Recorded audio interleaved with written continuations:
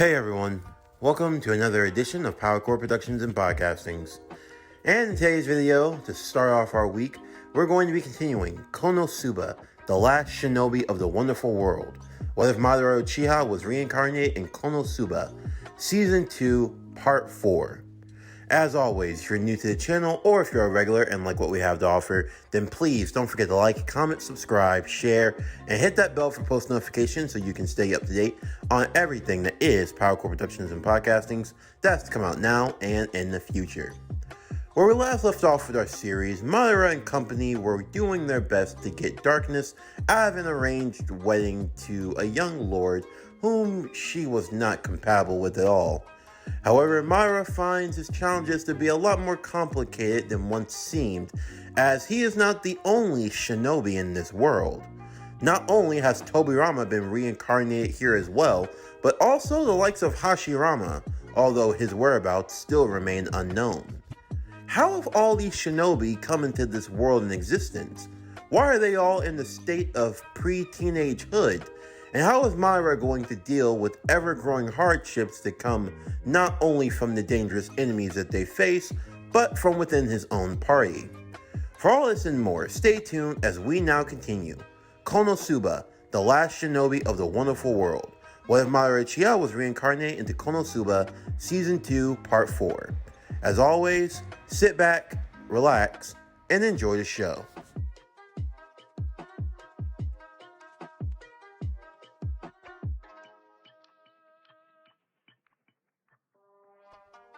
Madara and his comrades stood outside of Keel's dungeon under the cover of night. Well, not just Madara. There was also Senna, the prosecutor, those of the Royal Guard, along with the ever-watchful Tobirama Senju. Safe to say, things couldn't have gone any worse. For one, Madara learned the reason for the monsters that were coming out of the cave. And if you couldn't guess, it was because of none other than our ever-lovable, blue-haired, useless goddess of water, Aqua. You see, Aqua thought that she was doing everyone a favor when she put a magical barrier inside of the dungeon to keep the monsters out. The problem with that is that when you keep the monsters out of the dungeon, they end up making their way to the town and harming the civilians. Aqua walked with a lump on her head as Tobirama would tend to her wound. How dare you strike a goddess, Madara? Does your evil have no shame? Oh, shut up, you damn simp! If you want to tend to the useless goddess, go on ahead, but you can't deny that this is her fault. She was just being proactive in trying to help, something that you should take note of. Oh, really? Well, if that's the case, then why don't you take her, you take all the debt that comes with her, and you can have a good old time. Do not try to shelve off your responsibilities onto someone else, Madara. You would know a thing or two about taking responsibility for your actions. Oh, that's so rich coming from you. You know, the only reason why the Fourth War started was over you and your damn jutsu anyway. My jutsus that I created were for the benefit of the Leaf. Yes, because bringing the dead back to life sure was a big help, wasn't it? Well, no one told you to come back. It's not my fault if you leave the key next to the prisoner's cell. What did you think I was going to do? Not like it made a difference. You were no match for me when I was alive and even when I was dead. If you want to find out who's a match for who, we can go right now. The two of them would bicker back and forth before finally arriving to the dungeon. At that point, they had to put their differences aside and focus on the main task at hand. Madara, Aqua, Darkness, Megumin, Kazuma, Senna, Tobirama, those of the guards all watched as tiny little soldier men were walking out of the dungeon. They had a weird black and white mask on, and they seemed to be well dressed, almost like they were in tiny tailor-made suits. Aqua had a bad feeling about them, and her feelings were proven correct when one of the tiny men grabbed onto her leg and then self-destructed, leaving her in a pile of ash and crater. Safe to say, these things packed quite a punch. However, Darkness was unaffected. It was probably from all of those years of, well, self-torture she probably put on herself, making her nothing more but a sturdy tank capable of facing off against any assault. Megumin decided not to go into the dungeon, primarily because her explosions wouldn't be very useful in an enclosed space, and Kazuma was going to stay outside as well, to try to buy Madara as much time as needed. Madara, Darkness, and Aqua were going to go inside, with Tobirama following down behind them, along with a few members of the Royal Guard.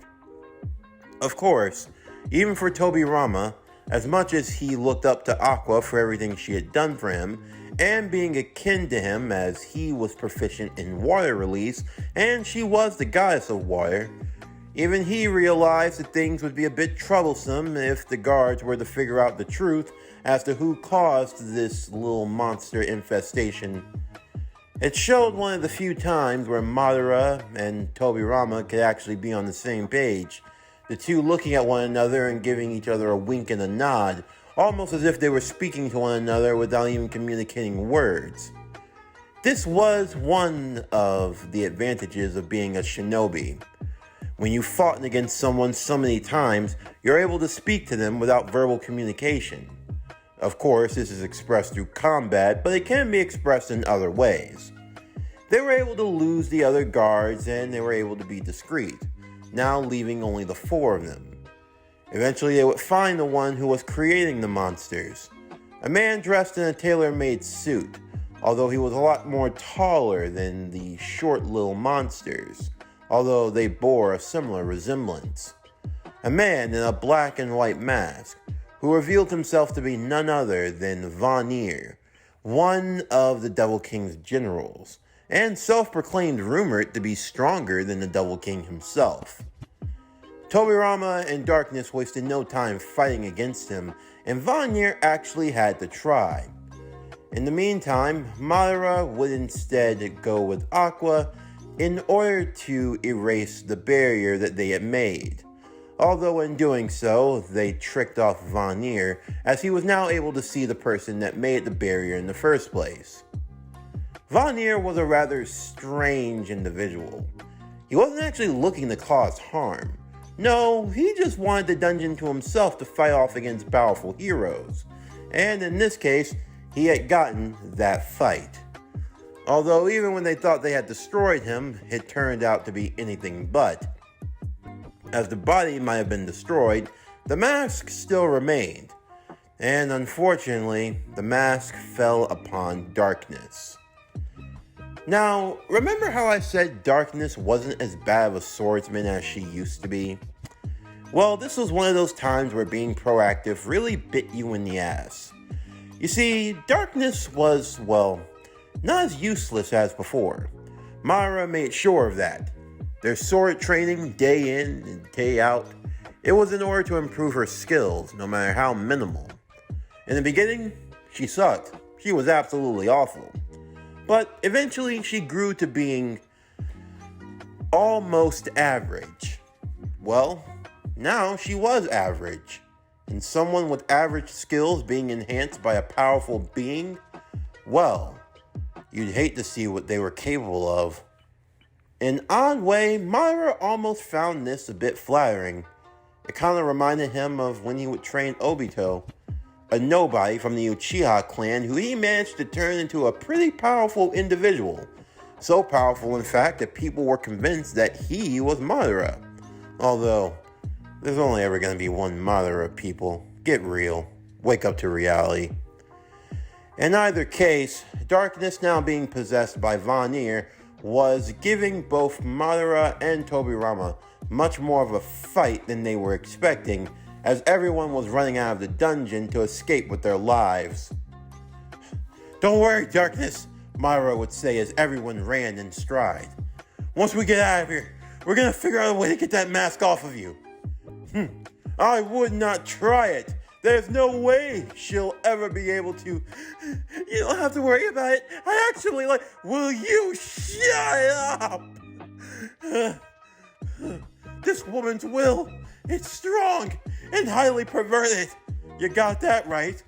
I am not perverted. I am just a woman who has unique taste. Yeah, taste, all right. Taste of being a pervert. Shut up! As they all made their way outside, it would become even more of a spectacle than it was meant to be, as Darkness, being controlled by Vanir, would go on a rampage, taking out the would-be adventurers that tried to take her down. In the meantime, both Tobirama and Madara would have to work together to try to subdue Darknir, Von Darkness, Lalatina Von General, or whatever she was going to call herself now. Although that was not easy either. Even with the talisman that had been placed on their forehead, it did little to stop the mask from coming off. This struggle continued for an uncomfortable amount of time. What was once seen as a life or death situation had now turned into, well, sort of a joke, with everyone trying their damnedest to pull that mask off of her face. And for some reason, that thing refused to come off. Safe to say, this fight was a lot more than what Madara could handle, and he had reached a point where he was sick of it all. He was ready to use a concentrated fireball jutsu to just burn the damn thing off, and whatever damage happened to Darkness, they could just heal it later. However, Darkness, once regaining some control, would opt for another solution. She gave Vanir a choice. He could be purified by Aqua, or he can die by explosion. Vanir, now realizing that he wasn't going to last for too long, now knew that he only had these two options. And having his pride, he did not want to be exercised, especially by the likes of that damned goddess Aqua. They were just too weird. Instead, he opted for death via explosion.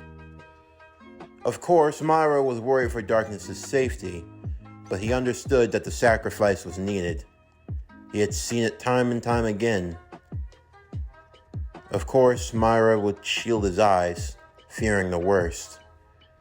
He didn't want to go through the pain of losing yet another comrade. As Megumin would give off the final explosion, Darkness's body would be entirely enveloped in the light, as the blast could be heard from miles upon miles. They went to go and pick up the body, if anything even remained. And surprisingly enough, Darkness was still alive. Yeah, for some reason, the girl was one tough cookie. Something like that couldn't even take her down, although the mask that was Vanir was completely destroyed. Tobirama was in amazement, and for Madara, he ran down and picked up Darkness, giving her a hug. Of course, Darkness didn't try to make light of the situation. This was one of the few times where Madara allowed himself to be vulnerable. The idea of losing one of his comrades, one of his friends, it bothered him. Although for Tobirama, he wasn't surprised. As much as he hated to admit, if there was one thing to envy about the Uchiha, it was their propensity for love. Even if they were a clan cursed by hatred, that hatred more often than not brewed from the purest kind of love that could ever exist. The love for friends, family, and lovers all the same. Their power derived from it. It was due to that intense love that they were able to grow as strong as they were. And it was something almost to be admired. With everyone safe and secure, Senna, now believing in Madara's innocence, would offer a public apology. Along with that, Madara and his team would also be given a reward.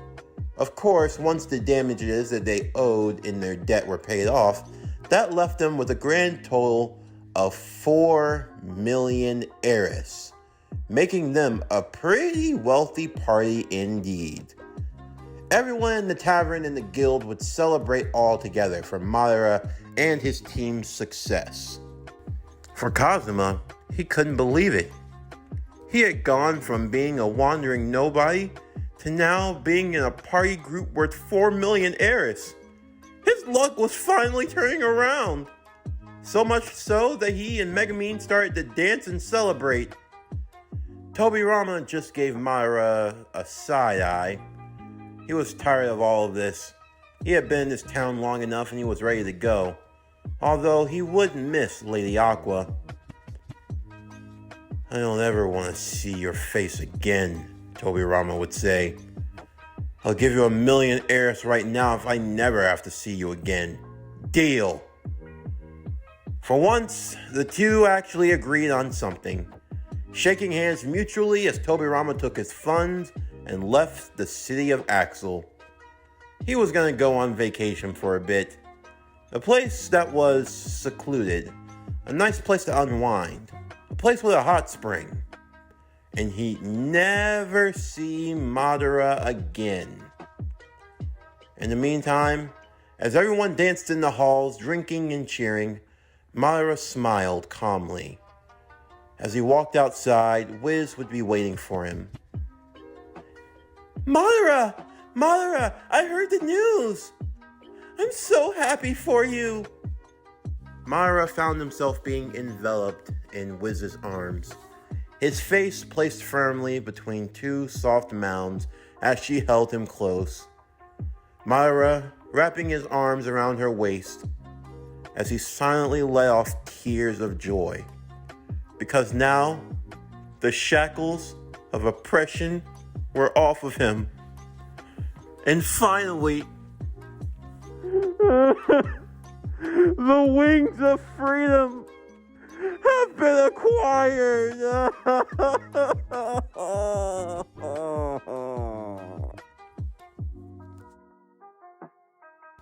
This concludes Konosuba, the last shinobi of the wonderful world. What if Madara Uchiha was reincarnated in Konosuba, Season 2, Part 4. As always, if you enjoyed today's video and everything else that we have to offer, then please don't forget to like, comment, subscribe, share, and hit that bell for post notifications so you can stay up to date on everything that is Power Core Productions and Podcastings that has to come out now and in the future. Stay tuned for tomorrow's video as we're going to be continuing this series with Konosuba, the last shinobi of the wonderful world. What if Madara Uchiha was reincarnated in Konosuba, Season 2, Part 5. But anyway, that's going to do it for the end of today's video. I'm Javon Harrington with Power Core Productions and Podcastings. Signing off, and I'll see you next time.